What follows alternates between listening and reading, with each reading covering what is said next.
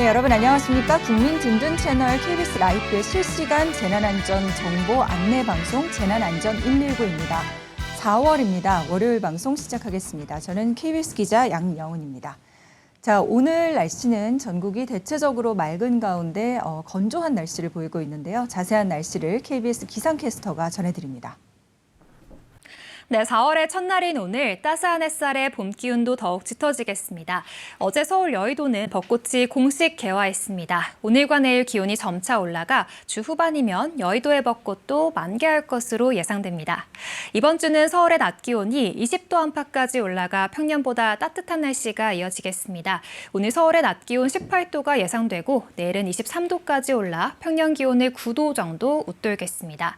4월은 연중 산불 발생 위험이 가장 높은 시기입니다. 오늘과 내일 주 후반에는 건조함을 달래줄 비 소식이 있는데요.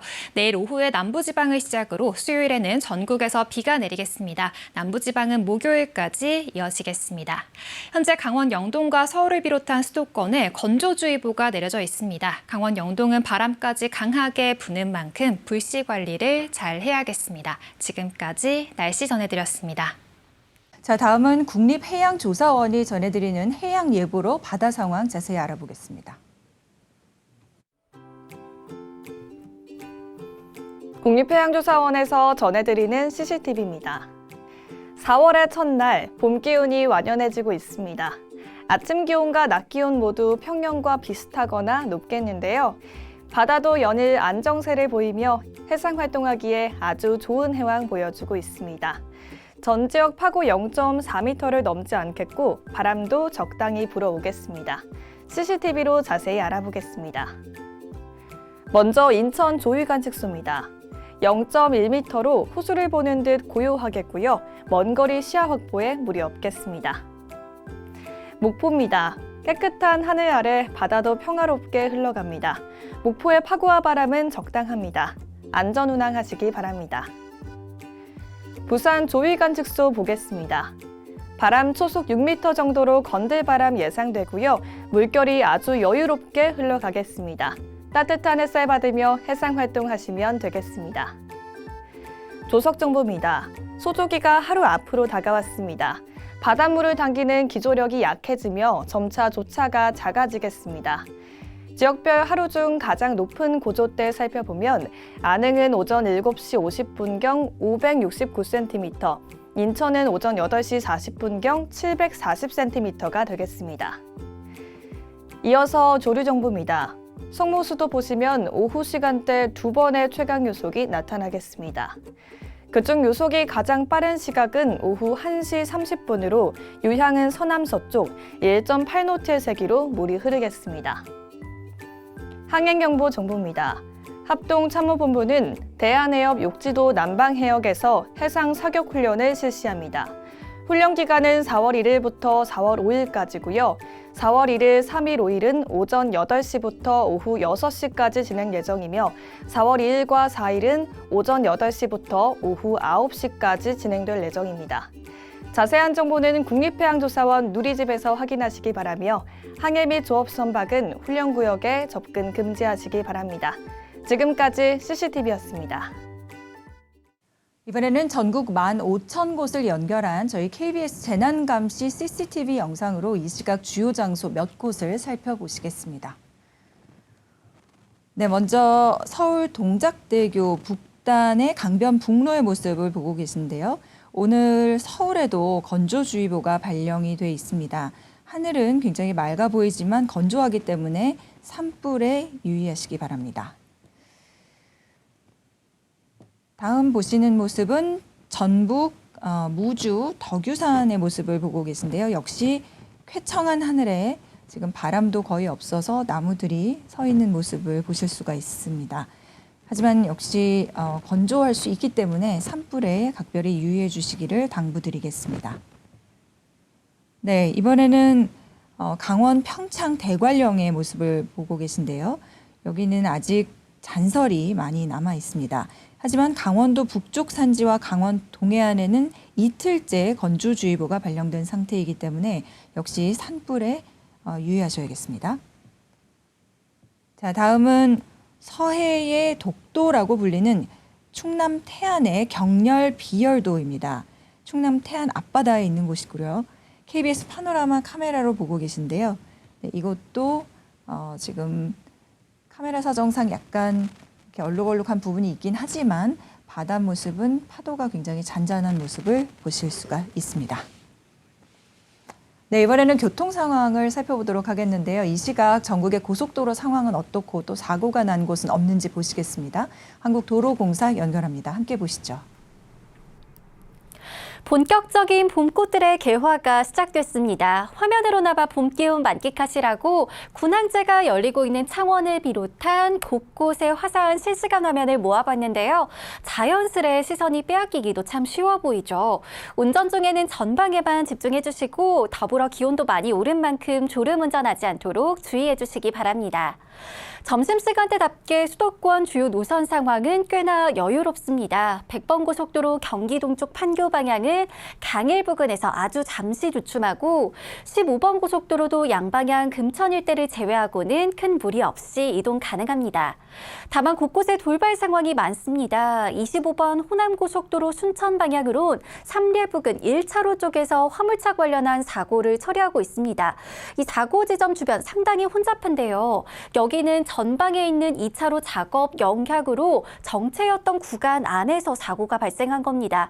앞서 보신 사고 지점을 지나더라도 보시다시피 작업 구간이 있기 때문에 보다 더 주의하셔야겠습니다. 27번 순천 완주간 고속도로도 순천 방향으로 서남원 부근 1차로가 작업으로 막히면서 뒤쪽으로 3km 구간 정체에 따르고 있고요. 수도권의 경우는 50번 영동고속도로 강릉 쪽 월곡 부근 역시 작업 영향받고 있는데 여기 진입하기 전 3차로는 미리 잘 피해 주시는 게 좋겠습니다. 1번 경부고속도로는 부산 쪽으로 안성분기점 부근 갓길에서 사고를 처리하면서 일대가 많이 혼잡합니다. 갓길이긴 하지만 진출로에도 영향을 주고 있어서 주의 운전하셔야겠고요.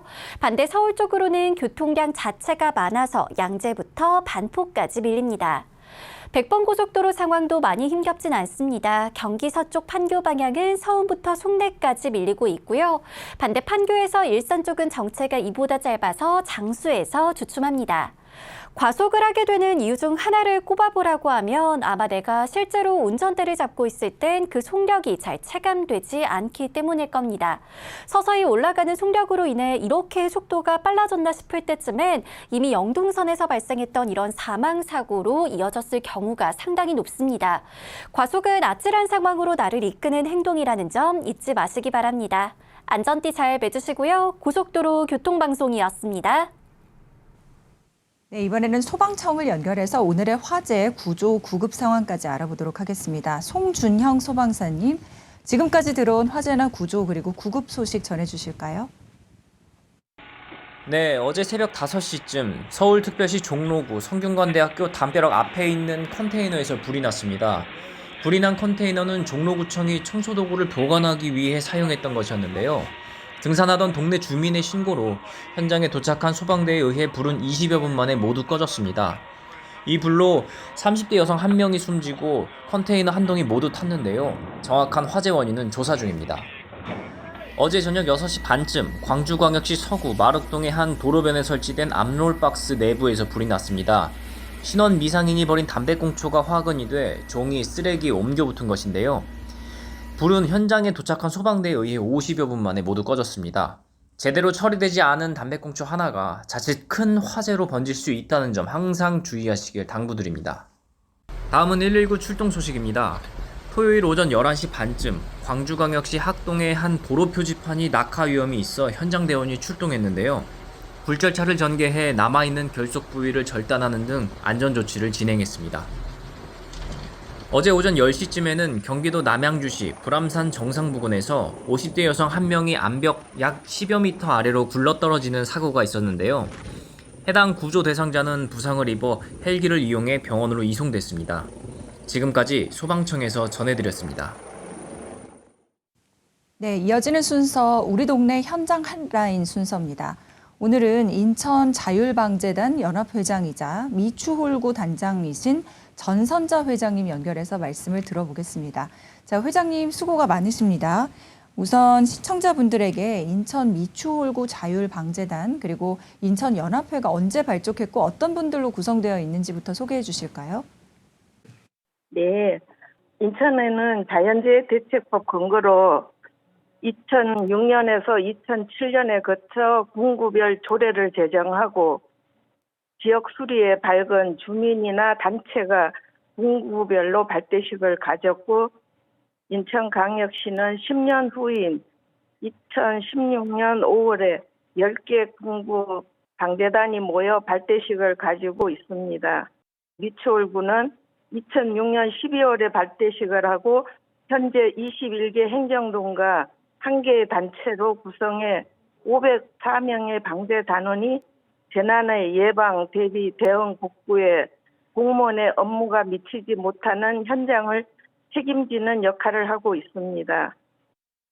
잘 들었습니다. 인천 미추홀구 자율방재단과 인천연합회는 그럼 그동안에 어떤 활동을 해오셨고 특별히 보람된 성과가 있었다면 좀 말씀 부탁드리겠습니다. 네, 인천은 원도심이면서 항공과 항만 또 산, 농경지, 섬으로 이루어진 도시입니다. 다행히 인명피해를 동반한 자연재난은 비켜가고 있습니다만 재난의 피해가 없다고 방심하지 않고 타지역 16년 태풍 차바 때 울산 복구 지원이나 19년 태풍 미탁으로 삼척 복구 지원에 참여했을 때 어려운 상황에서도 주민들이 너무 고마워하시는 모습과 더 해주지 못하고 돌아서야 하는 아쉬움에 눈물을 흘렸던 때가 잊혀지지 않는 기억으로 남습니다. 네, 굉장히 많이 뿌듯하실 것 같은데요. 그동안 진짜 성과가 눈부십니다. 그리고 보람도 크실 것 같은데 그러면 기억에 남는 활동 가운데서 가장 어려웠던 일은 무엇이었는지요?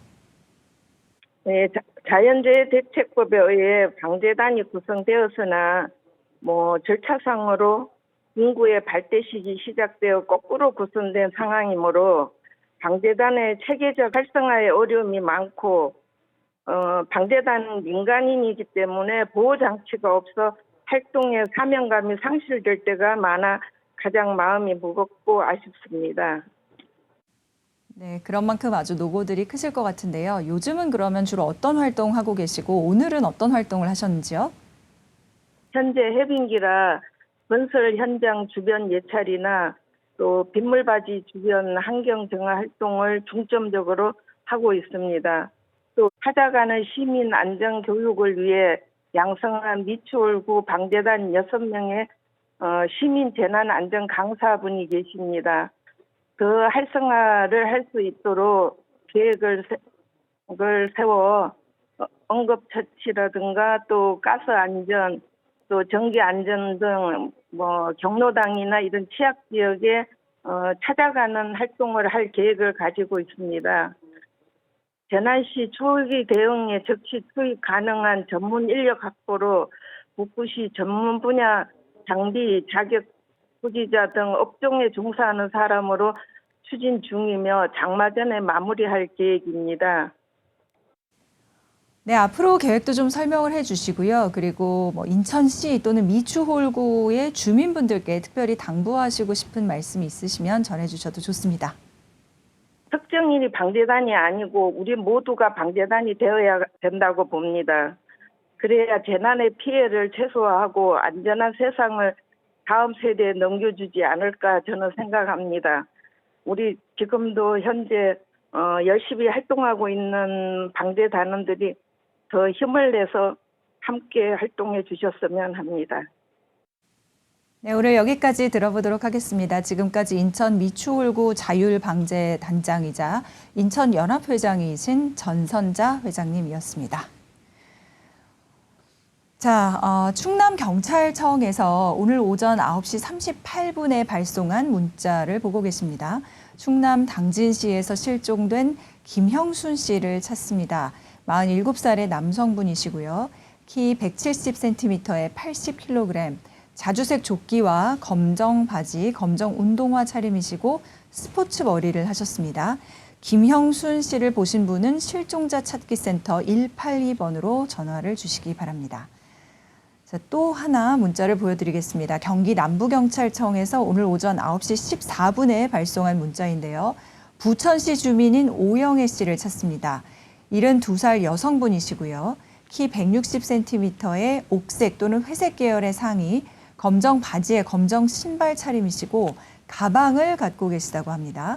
오영애 씨를 보신 분은 역시 실종자 찾기 센터 182번으로 연락을 주시기 바랍니다.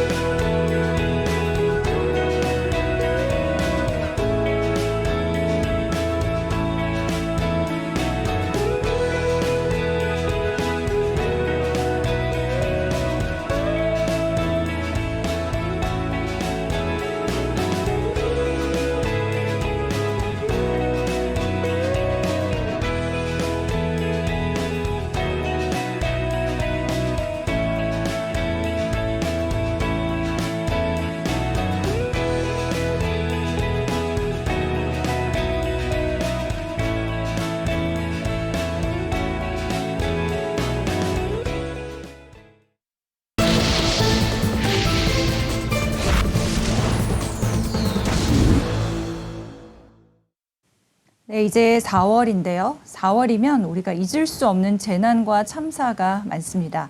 올해로 꼭 10년이 된 세월호 참사도 있었고요. 대형 산불도 이맘때 가장 많습니다. 다시 한번 참사로 희생되신 분들의 명복을 빌고 가족분들께도 위로의 말씀을 전합니다. 기획 영상으로 함께 보시겠습니다.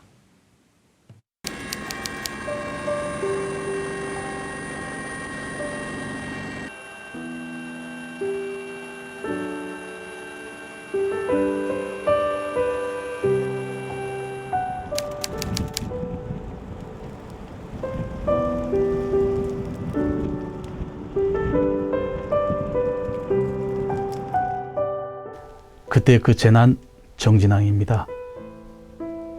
봄 기운이 완연해지는 4월은 나들이의 계절이죠. 학창 시절 수학여행에 대한 추억을 떠올리면 여행 전날 밤 잠까지 설치며 설레었던 마음에서부터 시작됩니다. 2014년 4월 제주도를 향해 나섰던 안산 단원고 2학년 학생들의 발걸음에도 즐거움과 기대감이 잔뜩 담겨 있었습니다. 그런데 제주도로 향하던 수학여행은 진도 앞바다에서 영원히 멈추고 말았습니다. 2014년 4월 16일 세월호 여객선은 전남 진도군 병풍도 앞을 지나고 있었습니다. 그런데 급격한 변침으로 추정되는 원인으로 인해 배의 좌현에서부터 침몰이 시작되었고 신고는 접수됐지만 어쩐 일인지 선체에서 탈출을 시도하는 움직임은 별로 보이지 않았습니다.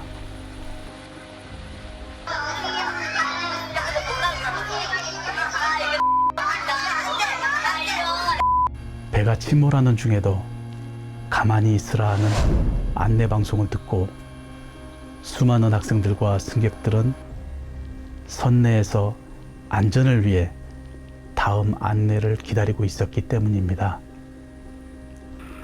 화물 과적, 무박불량, 무리한 선체 증축, 조타수의 운전 미숙 등 침몰에 대한 여러 문제점이 제기되었고, 선장과 선원들은 선실에 승객들을 남겨둔 채 먼저 탈출하는 참담한 상황까지 벌어지면서 결국 많은 사상자를 내는 참사를 낳았습니다. 세월호 참사 이후 우리나라 전반의 재난 대응 시스템이 개선되고 국민 안전교육도 강화되었지만 아직도 수많은 생명을 제대로 구하지 못한 세월호 참사의 진상규명은 끝나지 않았습니다. 또다시 이런 참사를 반복해서 겪지 않도록 하기 위한 노력은 이제 우리들의 몫입니다. 삶은 계속되고 우리의 일상엔 늘 여러 위험 요소가 있기 마련이니까요. 지난 2019년 4월에도 강원도의 봄을 만끽하기 위한 여행객들이 있었습니다.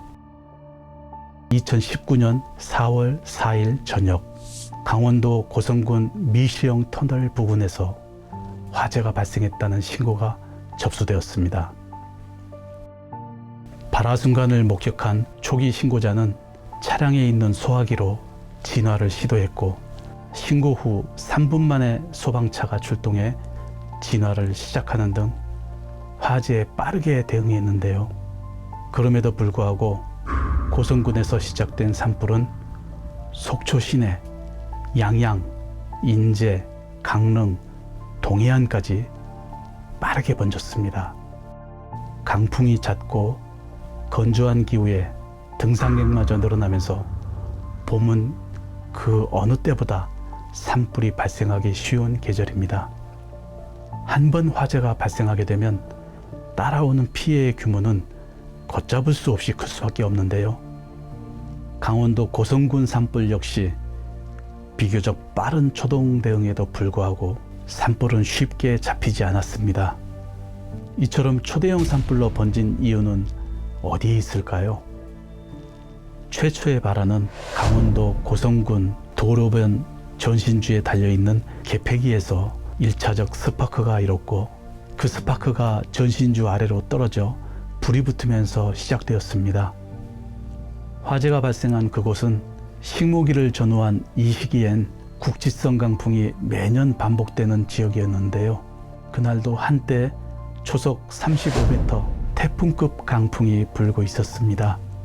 이는 소방차의 물줄기가 꺾일 정도의 강풍으로 이 바람이 산불의 초기 진화를 불가능하게 만들며 넓은 지역으로 확산시켰고, 게다가 야간에는 소방 헬기를 띄울 수가 없어 화재 진압에 어려움을 겪었습니다.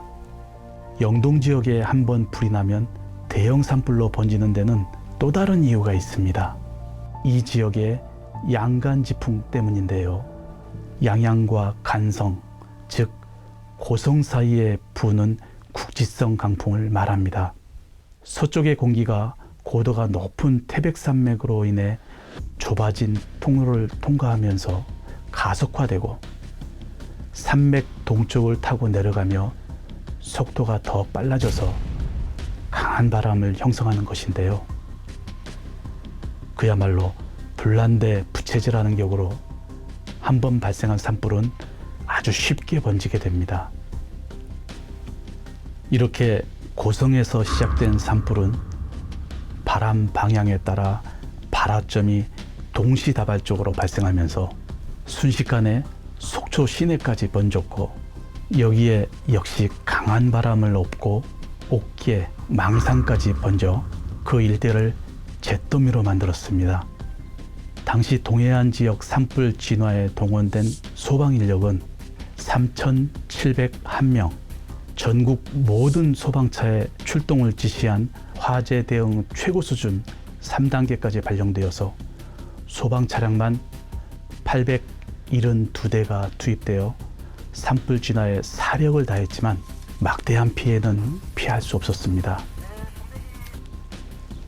2명의 사망자와 11명의 부상자, 1,300여 명의 이재민이 발생했고 1,292억 원 이상의 재산 피해와 함께 여의도 면적의 6배에 달하는 산림이 소실되고 말았습니다. 특히 강원도 동해안은 지형과 봄철 양간지풍 등의 영향으로 타 지역에 비해 상대적으로 산불 발생 빈도와 피해 면적이 넓은데요. 작은 불길이 순식간에 대형 화재로 바뀌는 산불은 유구한 세월에 상처를 더하기도 합니다. 신라의 고승인 의상대사가 671년에 세운 낙산사, 1340여 년의 오래된 역사를 간직한 데다 동해 바다가 내려다 보이는 빼어난 경치를 자랑하고 있어 예로부터 관동팔경의 하나로 관광객들이 즐겨 찾는 명승지인데요. 사실 지금의 모습은 1000년 전 고찰의 모습은 아닙니다. 지난 2005년 4월 5일 발생한 화재로 인해 천년고찰 낙산사가 전소되었다가 2013년 8년 만에 복원되었기 때문입니다. 산불이 발생하는 주요 원인은 사소한 부주의에서 시작되는 경우가 대부분이라는 점에 주목해야 합니다. 입산자의 실화나 쓰레기 소각 등으로 인해 발생하는 경우가 거의 90%에 달하는데요. 달리 말해서 우리가 조금만 주의하면 산불은 얼마든지 막을 수 있다는 얘기입니다. 우리가 모르는 사이 계절이 오고 가듯 우리가 의식하지 못하는 지금도 위험은 우리 주변에 늘 존재하고 있는데요. 언제 어디에서 일어날지 모르는 안전사고에 대한 사회적 시스템을 갖추는 것은 정부의 역할이지만 안전한 사회를 만들기 위해 우리 개개인의 노력이 뒷받침되어야 한다는 사실도 잊지 말아야겠습니다.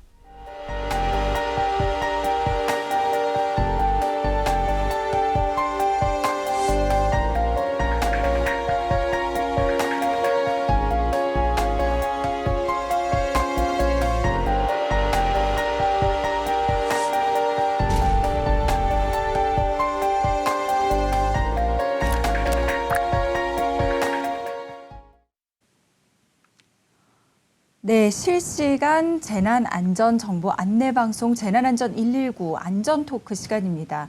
앞서 오늘은 건조주의보가 내려져 있어서 산불에 유의하셔야 된다는 말씀을 드렸는데요. 오늘은 국립산림과학원의 이병두 산불연구과장님 모시고 산불에 관해서 특별히 얘기를 나눠보도록 하겠습니다.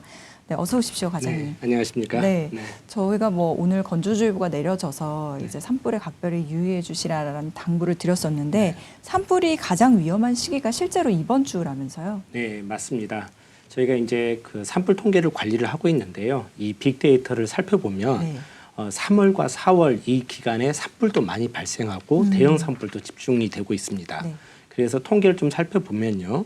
발생 건수의 47%가 네. 이 시기에 발생을 하고요. 그렇네요. 저기 보면 네. 그래프가 막 이렇게 확연하게 높네요. 네, 맞습니다. 3월이 가장 많고 4월이 그 두 번째인 걸 볼 수 있는데요. 네. 대형 산불도 마찬가지입니다. 지난 10년 동안 저희가 대형 산불이 한 32건이 발생했는데 그중에서 22건, 한 68%가 되는데요. 이 68%가 넘는 대형 산불이 이 시기에 발생을 했습니다. 네.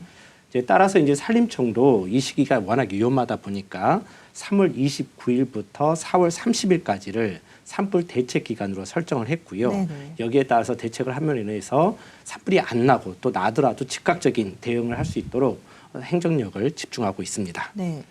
그러니까 지금이 그러니까 산불 특별 대책 기간 이달 말까지 지금 그렇게 산림청이 지정을 했는데 네. 근데 과거에 비해서 보면은 산불이 점점 연중화되고 있다 이런 얘기가 있던데. 네, 맞습니다. 지금 겨울철이 조금 따뜻해지고 있잖아요. 그러니까 겨울에 따뜻한 고온 겨울이란 말들이 있고. 지구 온난화 때문에 네, 그렇죠? 맞습니다. 산불 조심 기간은 저희가 봄철에는 2월 1일부터 5월 15일까지여서 12월하고 1월은 산불 조심 기간이 아닙니다. 네. 그럼에도 불구하고 겨울이 따뜻해지기 때문에 12월과 1월에 산불 발생 건수가 지금 최근에 굉장히 늘어나고 있고요. 그 다음에 이제 우리 산불을 하시는 분들은 이런 말들이 있습니다. 이제 아카시아 꽃이 피면 좀 쉴 수 있겠다. 네. 이제 이 말은 뭐냐면 아카시아 꽃이 5월 중순 정도에 피는데 이때가 되면 이제 숲이 이제 울창해지고 낙엽들이 충분하게 수분이 머금기 때문에 큰 산불이 안 난다. 그렇기 때문에 산불 조심 기간도 끝난다라고 이런 말들이 있는데요. 지금 이 말도 먹혀들지 않고 있습니다. 왜냐하면 5월과 6월에도 지금 계속 산불이 발생을 하고 있는데요. 이게 이제 어찌 보면 연중화되고 있는 거죠. 네, 그래서 연중화라는 표현을 쓰네요. 네, 맞습니다. 산불 조심 기간 이외에 12월, 1월, 그다음에 5월, 6월에 지금 산불이 많이 나고 있는데 네. 지금 이제 5월, 6월에 산불 발생 건수를 살펴보면 이제 10년 동안에 996건이 발생을 했는데 네. 약 17.4%가 5, 6월에 발생을 했고요. 5월에. 그다음에 산불 조심 기간이 끝난 다음에도 계속 산불이 발생을 하고 있습니다. 그래서 그 비율을 보면 약 21.4%가 네. 산불 조심 기간이 끝나고서 발생을 하고 있고요. 또 이제 한 가지 살펴보면 이제 1년이 365일이잖아요. 이 365일 중에서 산불이 발생한 날, 네. 이 날을 한번 다 세어봤습니다. 네. 이렇게 세어보니까 2000년도에는 136일, 136일. 네, 그다음에 또 2010년대에는 143일이었는데 최근에는 169일. 그러니까 훨씬 늘었네요. 그렇죠. 한 달 이상 증가를 했죠. 그러다 보니까 지금 예전에는 이제 아카시아 꽃이 피면 좀 쉴 수 있다라는 것들이 지금 그러지 못하고 있고요. 기후 변화로 인해서 연중 발생하고 있다고 이렇게 볼 수 있습니다. 네. 근데 조금 이제 보면은 지구 온난화로 인해서 아까 방금 말씀하신 것처럼 겨울이 따뜻해져가지고 네. 산불 연중화가 됐다라고 말씀을 하셨는데 이게 기후 변화는 진짜 산불하고 이 연관성이 많은 것 같아요. 일단 그 기후 변화로 인해서 막 대형 산불이 많이 난다 이런 얘기 많이 듣잖아요. 근데 또 한편으로는 산불이 지구 온난화에 영향을 미친다라고 하던데 네. 이건 무슨 얘기인가요? 네, 맞습니다. 그 기후 변화하고 산불은 악순환이죠. 이렇게 악순환의 그렇죠. 고리를 형성하고 있는데 이 산불로 인해서 온실가스가 굉장히 많이 나오기 때문입니다. 한 가지 이제 예를 들자면요. 2020년에 캘리포니아에서 엄청나게 큰 산불이 발생을 했는데 이때 1억 2,700만 톤의 네. 그 이산화탄소가 발생이 했습니다. 이건 어느 정도 수치냐면요. 캘리포니아 주정부에서 2003년부터 산불이 나기 전인 2019년까지 이산화탄소를 배출을 줄이기 위해서 열심히 노력을 했거든요. 근데 이 배출량을 줄인 배출량의 2배 수준이 이 온실가스가 배출되었습니다. 네. 그러니까 17년간 열심히 이산화탄소를 온실가스를 줄이려고 노력을 했는데 산불 한 번으로 그 2배만큼의 온실가스가 배출이 됐다라는 것이고요. 그렇군요. 그 부분에 대해서도 이제 우리 국립산림과학원도 한번 좀 연구를 해봤어요. 그래서 100m 곱하기 100m 그러니까 우리로 치면 이제 1헥타라고 하잖아요. 1헥타 정도의 소나무 숲이 산불로 탔을 때 온실가스가 얼마 나오는가를 분석을 해봤더니 약 54톤이 발생을 했습니다.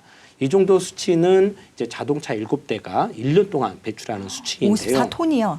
네네, 맞습니다. 근데 이제 저희가 아마 뉴스를 통해서 들으셨겠지만은 22년 울진 산불의 경우 가장 최근에 컸죠. 가장 컸죠. 울진 산불의 경우는 피해 면적이 2만 헥타 약 가까이 되거든요. 그러니까 우리가 1헥타만 불에 타도 54톤의 온실가스가 배출되는데 2만 헥타가 불에 탔다는 거는 어마어마한 양의 그렇네요. 온실가스가 나왔다는 거죠. 지금 이제 또 뉴스를 자세히 들어보시면은 이제 북극권, 그러니까 한대림이라고 하죠. 그러니까 시베리아 북쪽에 있는 네. 그곳에서도 산불이 많이 나고 있는데요. 여기서는 또 산불이 나면 어떤 영향을 미치냐면 이 재가 북극권으로 날아갑니다. 그러면 원래는 하얀색이었잖아요. 네. 하얀색 눈과 얼음이 덮여 있던 곳에 재가 떨어지면 태양빛을 더 흡수를 잘해서 여기가 더 빨리 녹게 됩니다. 그래요. 그렇죠. 알베도 현상이죠. 그렇기 때문에 이것도 지금 온난화를 부추기는 하나의 요소입니다. 북극에 있는 빙하가 더 빨리 녹는다. 네, 그러면 맞습니다. 정말 북극곰은 더 네. 먹이를 구하기가 어려워지는. 네, 맞습니다. 그렇군요. 지금 이렇게 말씀 들어보면 진짜 이렇게 추세적인 변화가 계속 진행 중이다라는 생각이 들거든요. 그러면 최근에 이 산불 발생 원인이 네. 좀 과거에 비해서 달라졌다 뭐 이런 점이 있을까요? 네. 과거에 비해서 제일 달라진 점 중에 하나는 어린이 불장난이 없어졌던 거예요. 그러니까 어린이 이제 불장난. 네. 아마 이게 저출산 시대하고 맞물려서 이렇게 되는지는 모르겠지만 시골에 이제 어린이들이 없다 보니까 네. 과거의 산불 통계를 살펴보면 어린이들이 불장난하다가 산불이 많이 났었습니다. 근데 이제 그런 그 어린이 불장난이 사라졌고 최근에 이제 많이 대두되고 있는 것은 이제 숲을 좋아하잖아요. 그러다 보니까 숲 가까이에 집을 짓고 또 생활권이 계속 숲세권, 뭐 그렇죠. 숲복지 맞아요. 숲 이런 걸로 좋아하죠. 인해서 이동을 함에 따라서 이 집 화재가 그러니까 숲 가까이서 살던 집에서 실수를 하면 주택 화재가 발생하고 이 주택 화재가 결국은 산불로 이어지는 이런 양상이 많이 대두되고 있습니다. 그게 전체 산불 건수의 한 6%까지 지금 차지를 하고 있고요. 네. 그리고 이제 또 최근에 이제 많이 대두되고 있던 것은 난방비와 관련이 됩니다. 그래서 이제 난방비를 아끼기 위해서 화목 보일러를 지금 시골에서 많이 사용을 하고 있잖아요. 비료요. 화목 보일러를 아, 보일러. 네. 많이 사용을 하고 있는데 이 화목 보일러의 재를 네, 이제 네. 아무 곳에다 버리는 거죠. 그래서 이 재를 잘 불씨가 살아 있는지를 확인을 안 하고 버리다 보니까 그곳에서 이제 산불이 나서 아, 불씨가 다시 살아나서. 네, 맞습니다. 요게 지금 최근 산불 통계의 원인의 7%에서 5% 가까이를 네. 차지를 하고 있습니다. 아. 그래서 지금 굉장히 그 산림청에서는 긴급으로 화목 보일러 사용 지침이라는 책자를 네. 지금 보급을 하고 있어요. 그래서 이 지침을 좀 잘 따라 주셨으면 고맙겠고 화목 보일러 재를 버릴 때는 불씨가 살아 있는지 죽어 있는지를 반드시 확인하고 끝까지 책임을 지고 이렇게 처리를 했으면 좋겠습니다. 네. 지금 말씀해주신 그런 이제 원인을 들어보니까 아, 어떤 부분을 좀 유의해야겠구나 이런 좀 해결책도 조금 나오는 것 같아서 그러면은 지금 이제 뭐 산에 가기도 좋은 날씨고 네. 산불도 많아지는 시기고 네. 그러니까 이럴 때 특히 조심해야 할 게 있다면은 좀 네, 맞습니다. 공부해 주세요. 지금 그 산에 가기 제일 좋은 날씨죠. 그쵸. 그리고 저희가 이제 아까 기상캐스터가 날씨도 전달을 해드렸지만 저희는 이제 날씨에서 오늘은 완연한 봄입니다. 나들이 하기 참 좋습니다. 이런 말이 나오면은 그날은 산불이 나기 좋은 날씨거든요. 아, 네, 그래서 이제 저희들은 그 말이 나오면 되게 좀 긴장하세요. 긴장을 하게 되는데 그러시겠어요. 산에 가시는 분들은 절대 화기를 가지고 들어가서는 안 됩니다. 하기 엄금이네요. 그렇죠. 그 특히 이제 담뱃불, 그 다음에 이제 라이터 등도 가지고 가시는데, 번호는 물론이거든요. 네, 절대 가지고 들어가시면 안 되고요. 네. 그다음에 번호 방금 얘기를 하셨는데 지정된 곳 또는 승인된 곳 외에서는 취사, 그러니까 밥을 해서는 먹어서는 안 됩니다. 화기를 사용하지는 안 하셔야 되고요. 만약에 이렇게 허가 없이 화기를 사용하시게 되면은 산림보호법 제34조에 의해서 과태료의 처분이 됩니다. 그러니까 승인 없이 라이터나 버너 이런 화기를 산에 들고 가서도 안 되고 또 허용되지 않는 곳에서 취사나 야영 활동도 해서는 안 됩니다. 네. 아주 목소리에 힘이 들어가신 걸 네. 느낄 수가 있습니다. 네. 꼭 좀 유의해 주셨으면 좋겠고 혹시 내가 살고 있는 동네의 산불 발생 위험, 뭐 이건 특히나 그 숲 쪽이나 산 쪽에 사시는 분들께 해당되실 것 같은데 그런 게 얼마나 높은지를 좀 알 수가 있나요? 저희가? 네. 국가 산불 위험 예보 시스템이 있습니다. 그래서 검색을 하셔서 국가 산불 위험 예보 시스템에 들어가시면 되는데요. 네. 이 시스템에는 기상 지금 저 조건 자막에 나가고 있는 거죠? 예, 맞습니다. 저 주소로? 저 주소가 맞습니다. 네. 그래서 Forest fire. 이 산불 위험 예보 시스템에서는 기상의 조건, 숲의 조건, 지형의 조건 이 세 가지를 다 종합을 해서 네. 어디 지역이 산불이 얼마나 높은지를 네네. 0부터 100까지의 숫자로 표시를 해줍니다. 네. 그래서 뭐 살고 계신 곳에 읍면동을 선택하면 읍면동까지 그 산불 위험 지수를 알 수가 있고요. 그래서 4등급으로 알려주는데 낮음, 다소 높음, 높음, 매우 높음 이렇게 알려주고 있습니다. 그 사시는 곳이 매우 높음에 해당이 되면 네. 그날은 정말 사소한 그 불씨도 산불이 날 수가 있습니다. 아, 네. 그리고 이제 아까 저희가 보면은 무슨 뭐 강원도에 산불 났을 때 거의 모든 소방차가 다 네. 그쪽으로 갔다 뭐 이런 네. 얘기도 있었고 근데 뭐 모든 소방차는 아니었겠지만 그래도 이렇게 대형 산불이 나면은 진짜 많은 장비와 인원이 소요가 네, 될 것 네. 같거든요. 네. 그러면 그럴 때 산림청은 어떻게 대응하고 있는지 또 어려움은 없으신지 네. 궁금합니다. 제가 방금 이제 산불이 그 대형화되고 있다 그리고 연중화되고 있다라고 말씀을 드렸는데요. 산림청도 여기에 따라서 진화 능력과 예방 능력을 계속 확충을 하고 있습니다. 특히 이제 기존의 어느는 저희가 진화 차량 같은 경우는 약 1,000리터 정도의 물을 뜰 수가 있었거든요. 네. 근데 지금은 그것보다 3.5배나 많은 그런 진화 차량을 지금 구입을 해서 올해에도 11대 더 추가로 구입을 하고 있고요. 또 이 진화 차량이 이런 진화 차량은 크지 않습니까? 그러려면 산속에 들어가기 위해서는 임도가 필요하잖아요.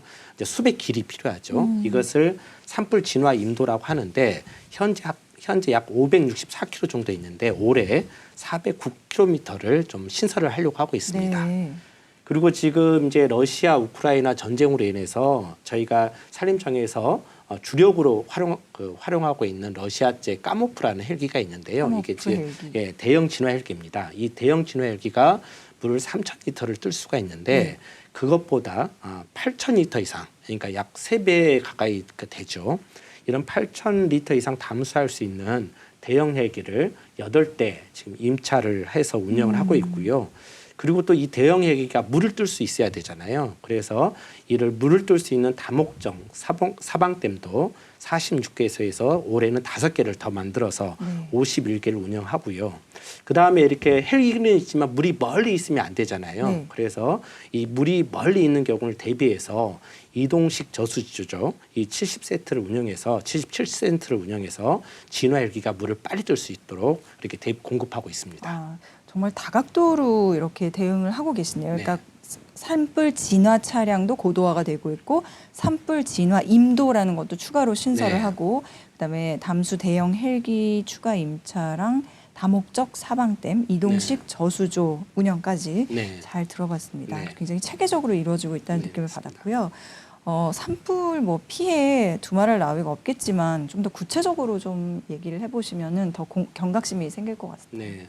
저희가 이제 산불 피해하면 그냥 집이 타는 경제적인 피해만을 생각하잖아요. 쉽게. 근데 사실은 산불 피해라고 하는 것은 사회적인 피해도 있고 또 생태학적인 피해도 있습니다.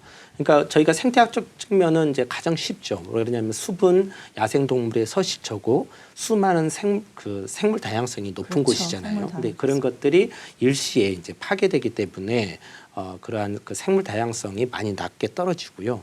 그다음에 산불은 또 산불로서 끝나지 않고 2차 피해를 동반합니다. 여기서 2차 피해라는 것은 산사태를 의미하는데요. 아무래도 비가 오면 산불 난 후에 비가 오면 산사태가 나기가 쉽죠. 그리고 이제 경제적 피해는 저희가 가장 쉽게 생각할 수 있는 것들인데 일단은 집이 불에 타고요. 또 우리가 나무가 또 불에 타면서 이런 것들이 없어지게 되고 또 산림은 또 여러 사람들의 어떤 그 주민들의 삶터, 네. 생활터입니다. 이런 분들이 이제 파괴가 돼서 저희가 송이 생산을 할 수 없다든거나 아니면 임산물을 채취할 수 없다든거나 이런 피해가 있고요. 이제 마지막으로는 이제 사회적 측면입니다. 아마 몇 년 전에 기억하실지 모르겠는데 산불 피해지에 가서 놀러 가기가 좀 약간 조금 주저하게 되잖아요. 그래서 놀러를 안 갔더니 그 지역 경제가 더 침체가 되는 겁니다. 특히 이제 강원도 동해안 지역 같은 경우는요. 그래서 그쪽에 이제 주민분들이 그런 거 상관하지 마시고 돕는 것은 이 지역에 와서 놀러 오는 것이 돕는 거다. 지역 경제 활성화를 위해서. 네, 이러한 그 호소를 한 적이 있는데요. 이런 게 바로 이제 또 사회적인 또 피해하고도 다 연관이 되고 있습니다. 그렇네요. 또 저희가 좀 강구하고 있는 것은 건강에 대한 피해입니다. 건강. 이 산불이 나면 거기서는 미세먼지도 많이 나오고요. 네. 아까 온실가스도 얘기했지만 그 안에는 미세먼지도 많이 나오고 천식을 유발할 수 있는 그런 물질도 많이 나오게 됩니다. 그래서 이러한 것들을 마시게 되면 호흡기 질환자, 특히 어린이나 이런 노인분들에게는 또 안 좋은 영향을 끼칠 수가 있으니까 연기도 피해야 된다고 말씀드리고 싶습니다. 네, 건강에 미치는 영향도 굉장히 많이 크군요. 네, 맞습니다. 2차 피해 중에서 이제 산불 피해지에 산사태가 나는 경우가 덜어 있다고 말씀을 하셨는데 네. 그러면 산불로 인한 피해지에 산사태가 발생할 위험은 어느 정도나 되나요? 저희가 이제 아까 방금 이제 그 산불이 나고 나면은 이제 산사태가 나기 쉽다고 했는데 저희가 실제로 이제 조사를 한번 해봤어요. 네. 그래서 남원 지역에 가서 산불이 피해가 난 곳하고 산불이 나지 않는 곳하고 조사를 해봤더니 네, 지금 CG가 나오고 있네요. 그 발생 위험이 네. 200배나 높았습니다. 200배요? 네. 그래서 왜 그러냐면 이미 이제 산불이 나게 되면은 그 토양의 물리적 특성이 약해져서 네.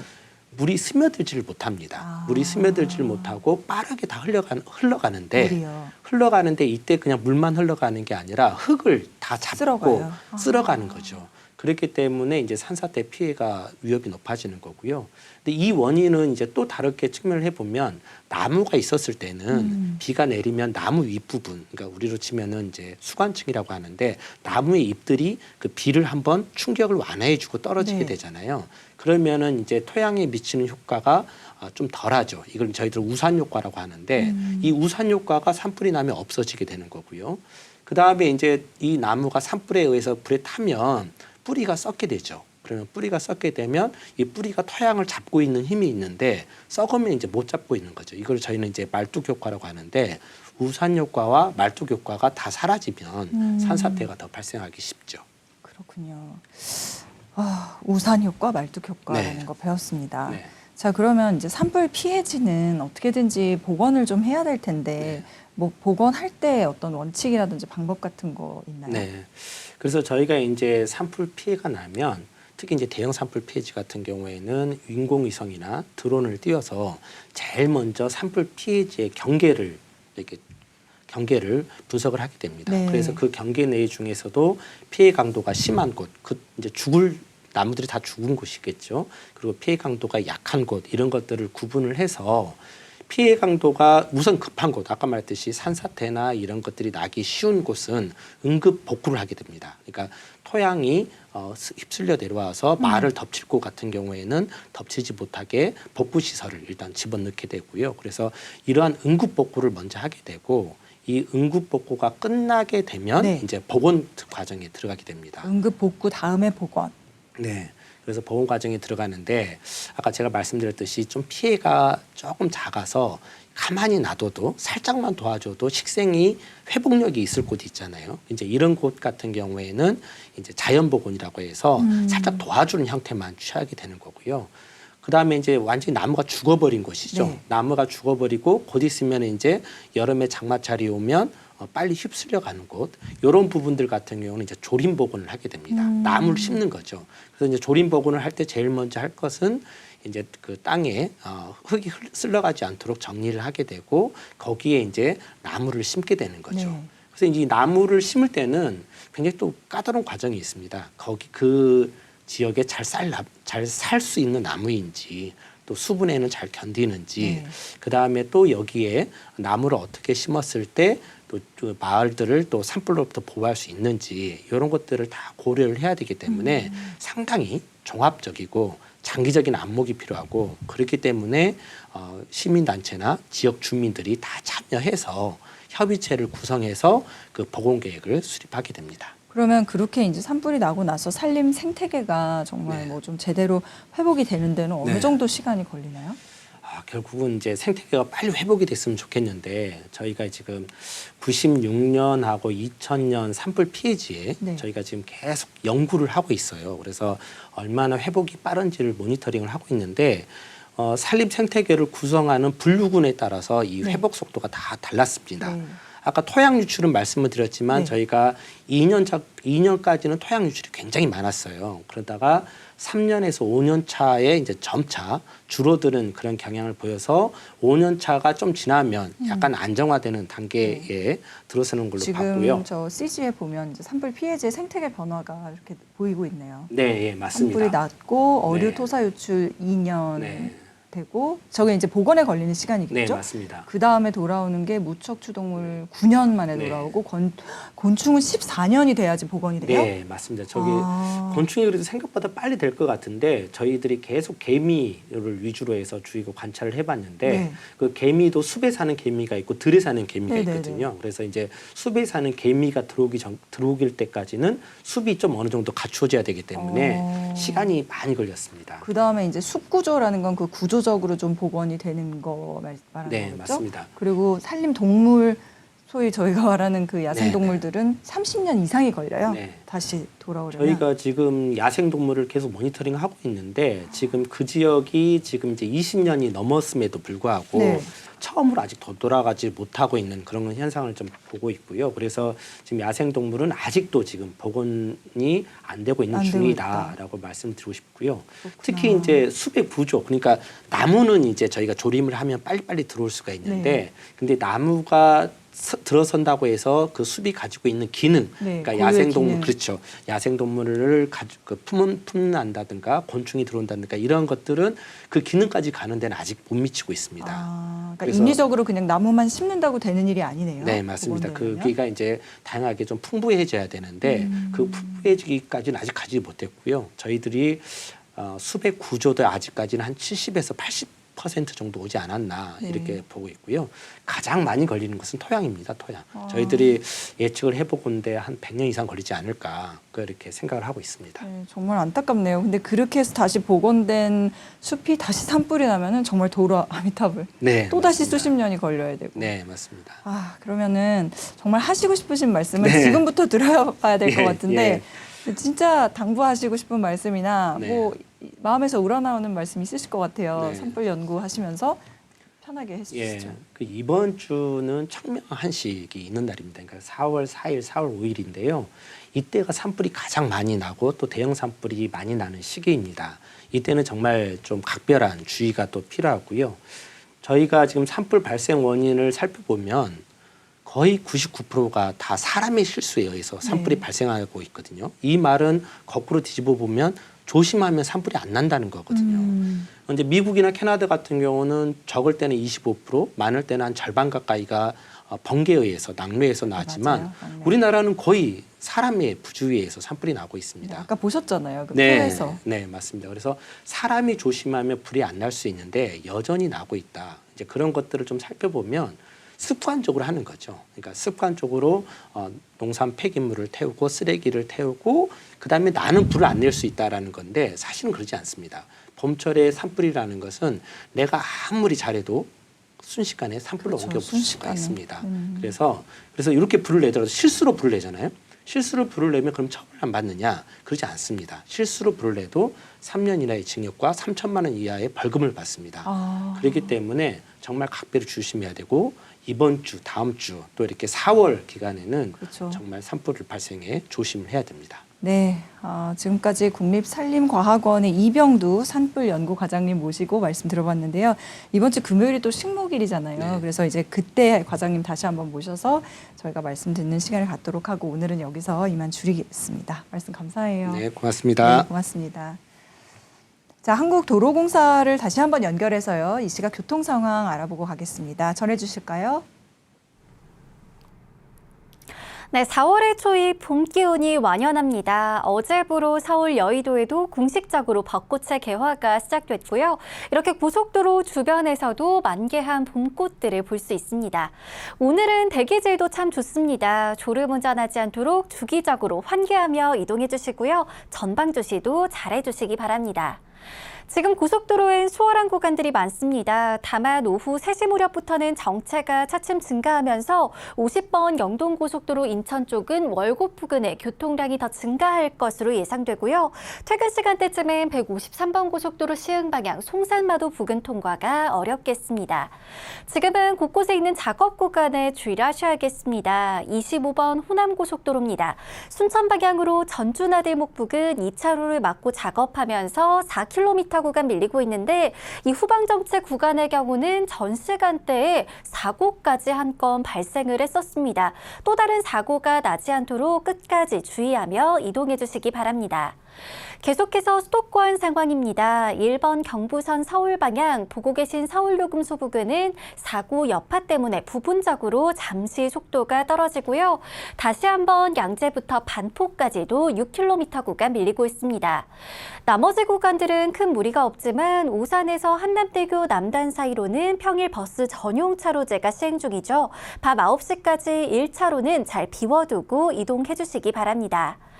100번 수도권 제1수단선입니다. 경기 서쪽 일산에서 판교 방향, 서운부터 송내까지 밀리는 가운데 강한 바람도 꽤나 불고 있는 것으로 보이네요. 과속하지 않도록 주의 운전해 주셔야겠고요.